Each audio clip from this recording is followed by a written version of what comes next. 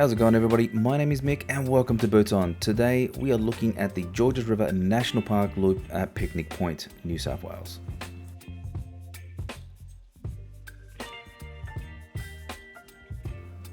The morning started off a little bit chilly. That was until we got on the way.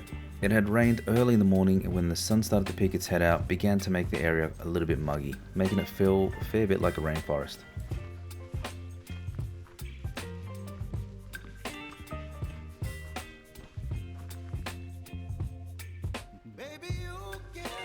The comments on this hike mentioned a large amount of spider webs are to be expected. Normally, if you are one of the first hikers on a trail, you can expect to run through some webs if the trail isn't wide. In this case though, we thought it was a little exaggerated until we got into the first 30 minutes of the hike.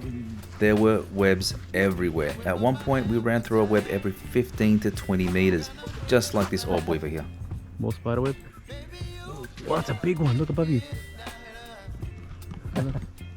It's orb weaver spider web. Have you seen them? Like the really fat ones? Yeah, they're big. They look scary, but they're harmless.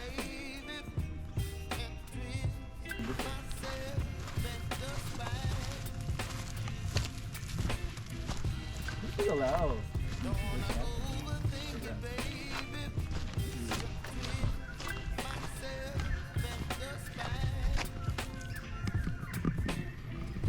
After a while, we came across a clearing that allowed us a small view of the area. This was the first section that allowed us to see beyond 15 meters around us and was relatively spider free. We took a quick water break before continuing on with the hike.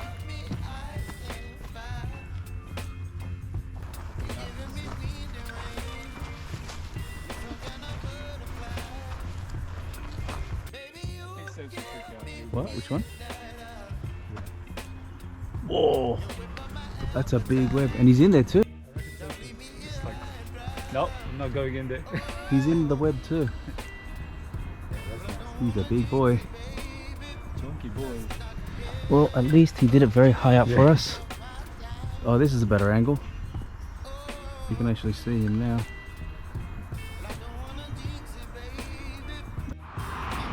So these are the bastards that we've been avoiding. This one. And look at this big boy. He's very colourful. Oh, there's another one right next to him too.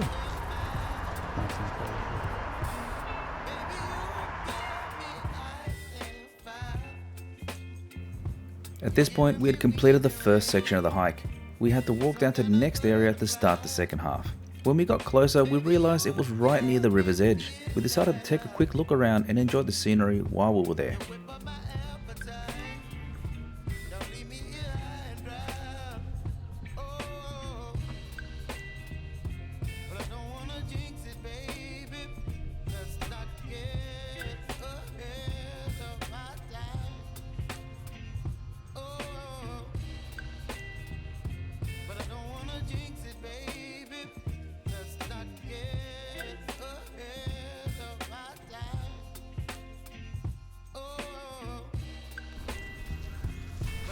After our quick stop, we headed over to the second half of the hike, and like the first, we ran through even more spider webs.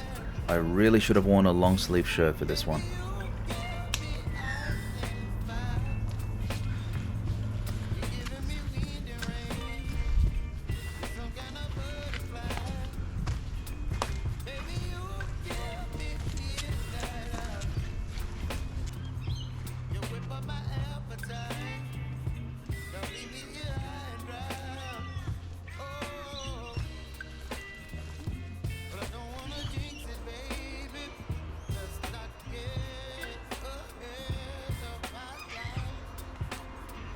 It wasn't until the end of the hike that we realised the hiking ninja had picked up a couple of hitchhikers, namely leaf curlers. Leaf curling spiders are a type of small orb weaver that likes to curl the leaf around them for protection. They are very common on the eastern coast of Australia.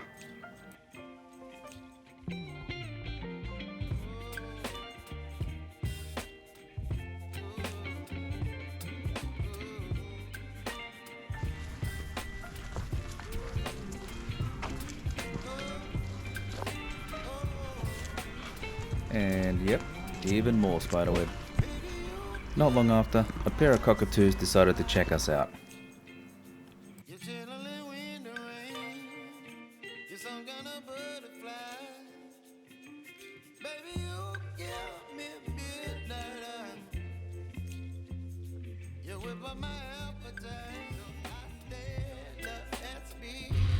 Something tells me I shouldn't touch this. I don't know why, but I probably shouldn't.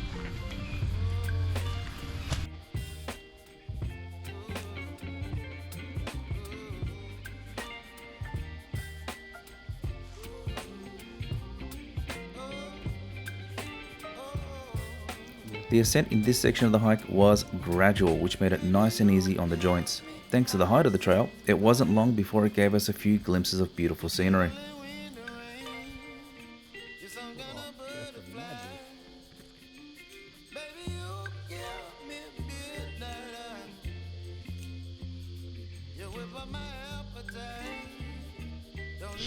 I don't know if you can see that, but that's a giant orb weaver and an angry cocky in the background.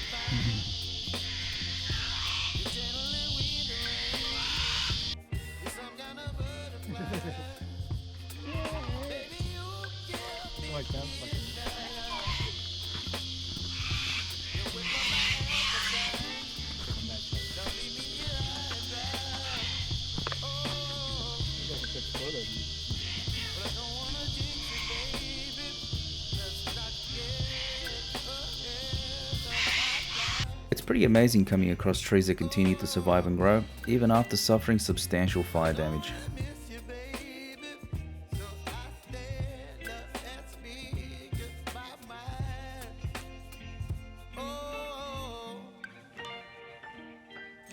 It's pretty disappointing seeing little like this. I'm not sure why anyone would drag a tire out here, but here we are.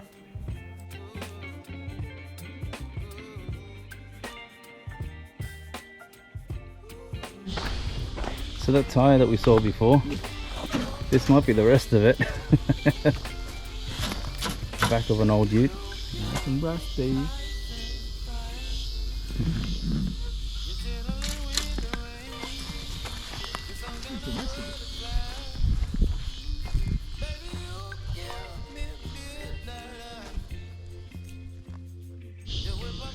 Not sure what happened to this tree, but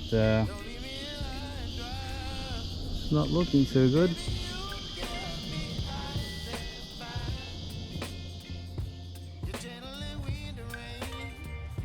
Towards the end of the hike, we came across Yaramba Lagoon.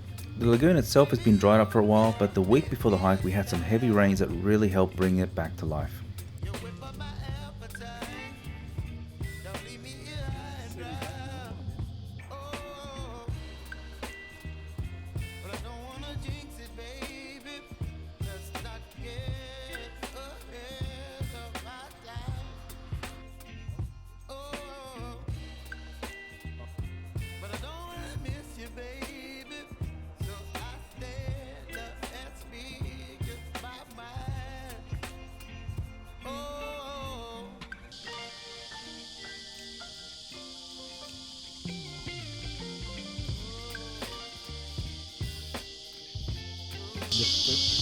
Yeah, it looks like all these boulders are just sort of smashed off.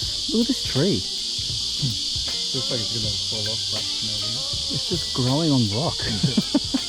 It's like that other one we saw with the watering hole. On the very edge when it's thriving.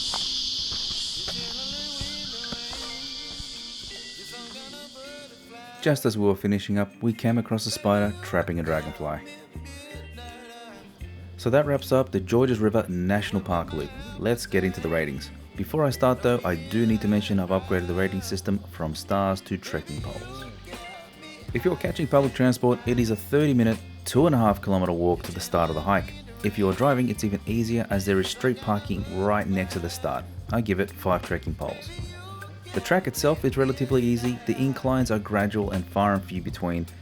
When you pair that up with the fact that it's only 5.6 kilometers long, you have an easy hike in your hands. I give it 5 trekking poles. The bush can be quite thick at certain points in this hike, which gives you limited visibility when it comes to what you can see. The trail is more about the hike itself than the views, so I give it 3 trekking poles. Overall, the hike itself was an easy walk through the bush with some nice scenery in the immediate area. For myself, I give it 3 trekking poles as I would prefer it to be a little longer with a bit more scenery. And now for the special mentions. First up is the wildlife. You could hear birds and cockatoos for more than half the hike. Some even followed us at a distance. Besides that, the start of the hike had a narrow path which allowed spiders, like the St. Andrews Cross, to easily build a web from one side of the track to the other. If you're the first hiker of the day, expect a lot of spider webs to go through. And that's it for me. I hope you enjoyed the video and I'll catch you on the next one.